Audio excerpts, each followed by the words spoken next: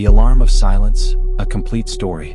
The routine in the basement. The school basement was a peculiar place. For most people, it was a forgotten, stuffy space filled with old machines and clutter. But for me and my teammates, Bruno and André, it was our headquarters.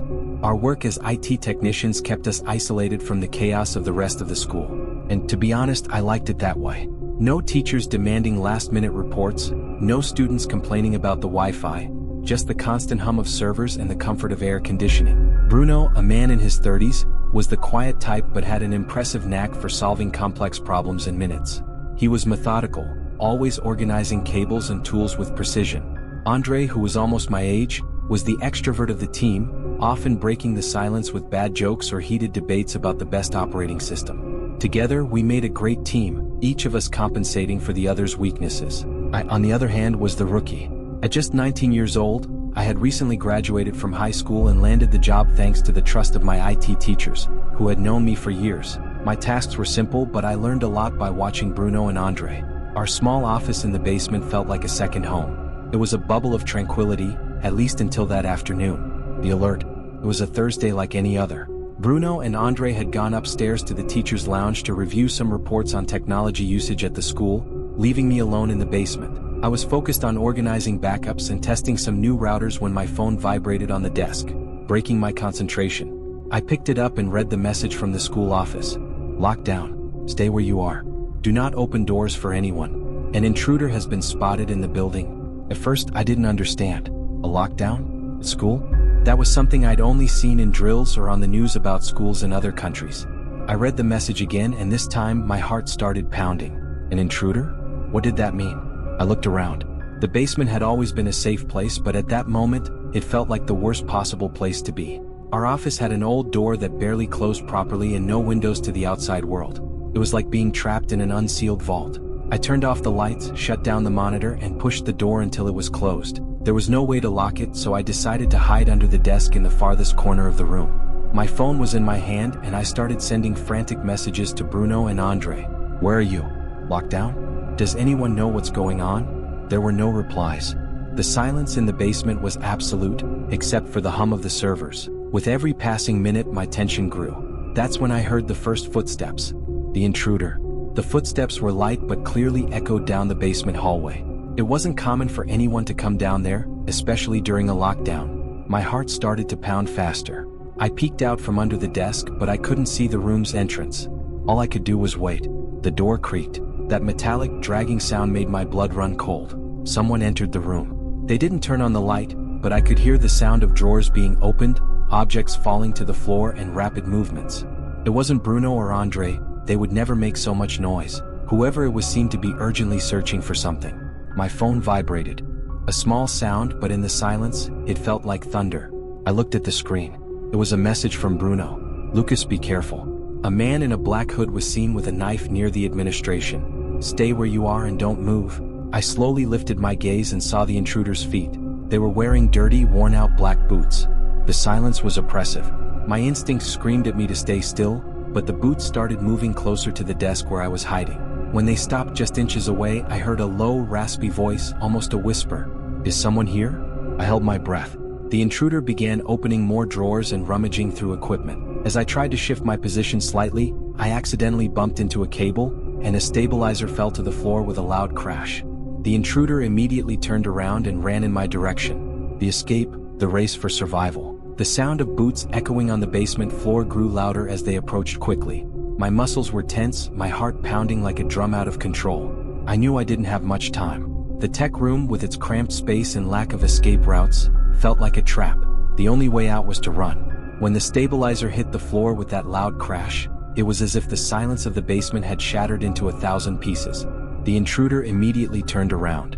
I heard his footsteps change rhythm, becoming faster and closer. He knew where I was. I took a deep breath and reacted purely on instinct. With a leap, I scrambled out from under the desk and ran toward the door.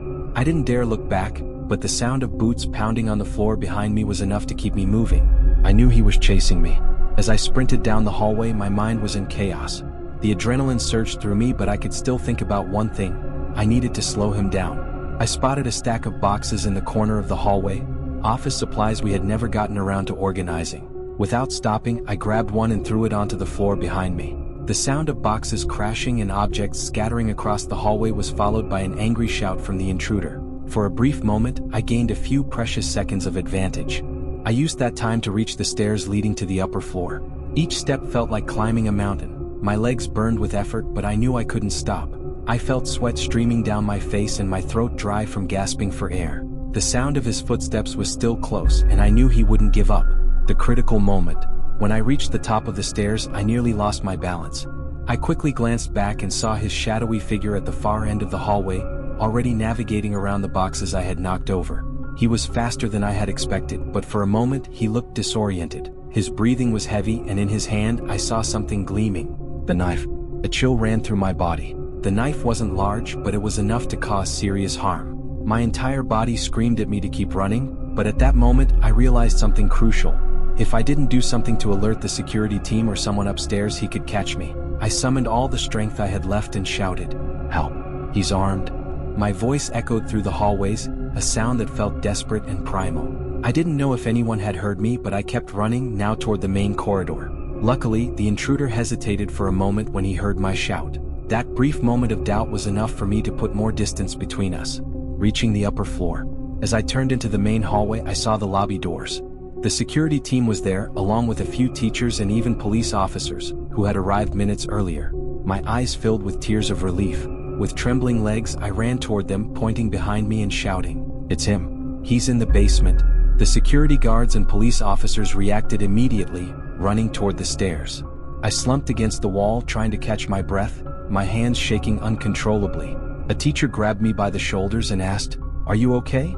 What happened?" But my mind was still stuck on the image of him chasing me, the knife glinting under the dim basement light.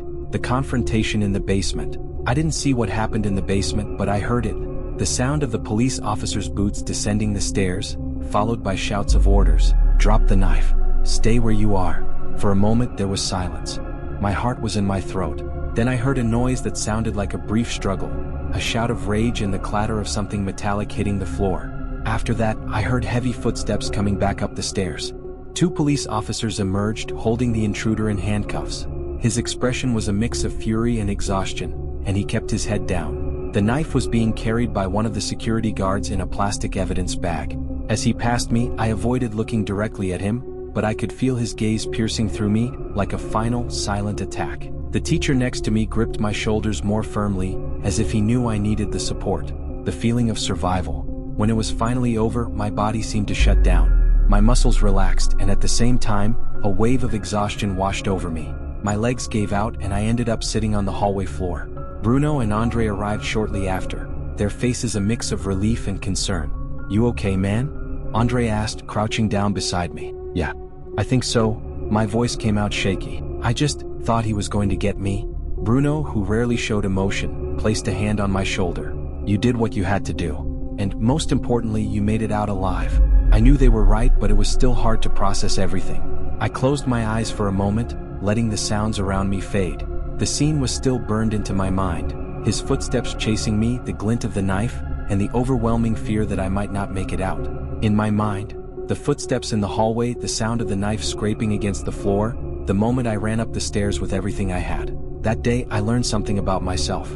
I discovered that even in the face of paralyzing fear, I was still capable of action. That escape was a test I never asked for, but somehow I survived it. However, I knew the echo of those footsteps and the sound of boots pounding on the basement floor would stay with me for a long time. The revelation in the days after. After the intruder was taken away by the police, we were informed that he was a former outsourced employee who had been fired months earlier due to behavioral issues. He had entered the school armed with a knife, determined to confront the principal, whom he blamed for his dismissal. The lockdown and the quick response of the security team prevented him from causing further harm. Even so, the incident left deep marks on all of us. The school reacted immediately. Fragile doors were replaced with reinforced models equipped with secure locks. Cameras were installed in strategic locations, including the basement. Our tech room, which had once been a vulnerable space, now felt like a fortress. The changes brought some relief, but the sense of vulnerability still lingered in the air. Bruno, usually calm and methodical, became even more attentive and vigilant. It became common to see him testing locks and ensuring everything was secure. "We always think these things will never happen here," he said once while adjusting one of the cameras. "But now we know they can." André, on the other hand, became more protective. He started showing up in the basement more often, even when he didn't have work there. "Just to make sure you're not left alone again," he'd say, half joking but with a tone of genuine concern. As for me, I needed time to process everything. Returning to the basement during the first few days was hard. The sound of boots echoing in the hallway was still fresh in my mind, as was the image of the man holding the knife. But Bruno and André's presence helped me overcome the fear. A few weeks later, I participated in a school security training session where I shared my experience with other staff members. Talking about what happened was challenging but also freeing. The security coordinator told me something that stuck with me.